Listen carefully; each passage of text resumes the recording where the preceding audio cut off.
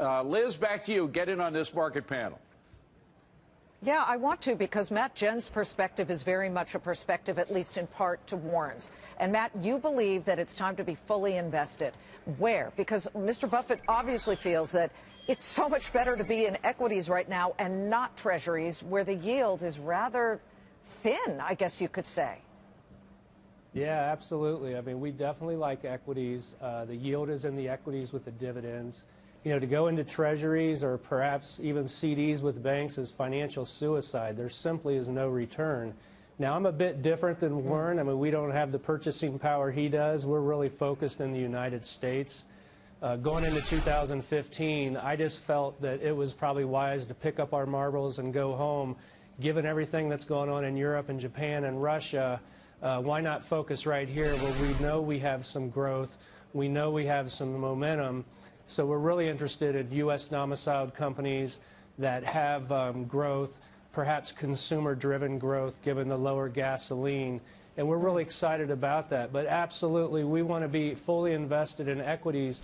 And remember, you need to really coach your clients along with this and help them understand why.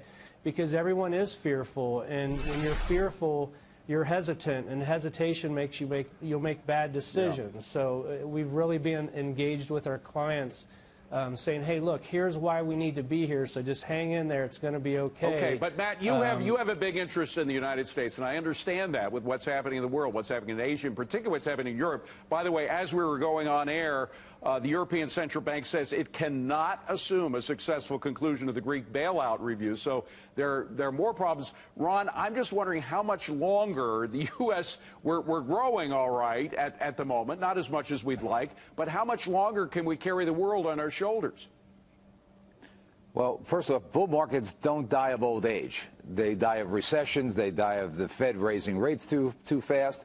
So I think the U.S. is going to be fine. It's the most stable and safe place. But the truth is, as Liz said in the beginning, you got to diversify a little. Emerging markets were the worst performers 2 years in a row, 3 years in a row. So you got to nibble at that. Warren said it perfectly, buying some Europe. Not a lot. I think you nibble at it. The U.S. is dependent on exports for only about 14%.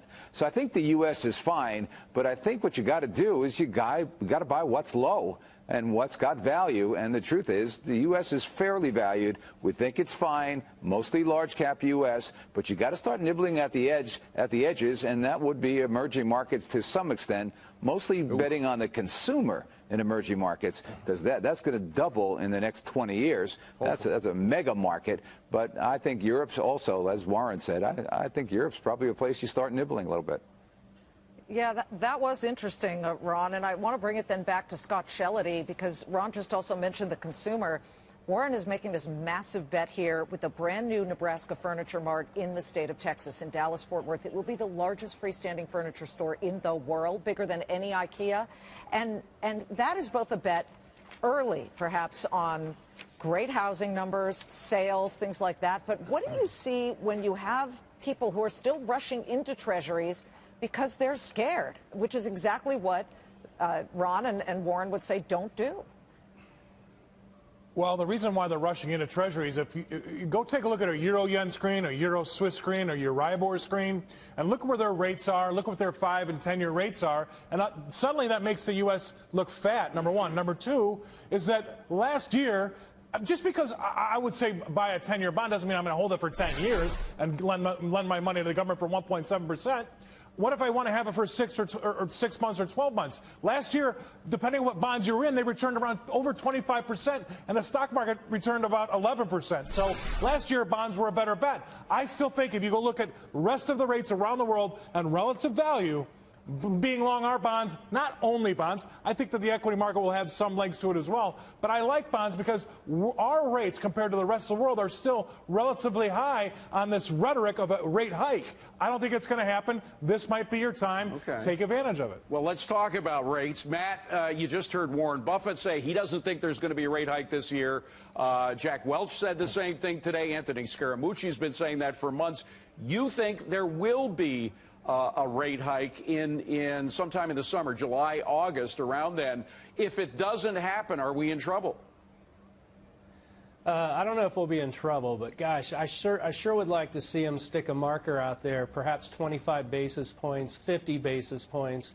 And the reason why I'd like to see that is I want to see the reaction in the market. I want to see how if things get jolted. I mean, we You thought want to when see the if we bond can purchasing stand on our own program- 2 feet, right? Yeah, exactly. I mean, it might really support us and actually catapult us into the next growth period. I mean, we need to get back to a normal economy. And that's not going to happen until we get rates back in line. And so we need to drop a marker, and we need to do it this summer. And I think for the credibility of the Fed too. I mean, they need to follow through with it.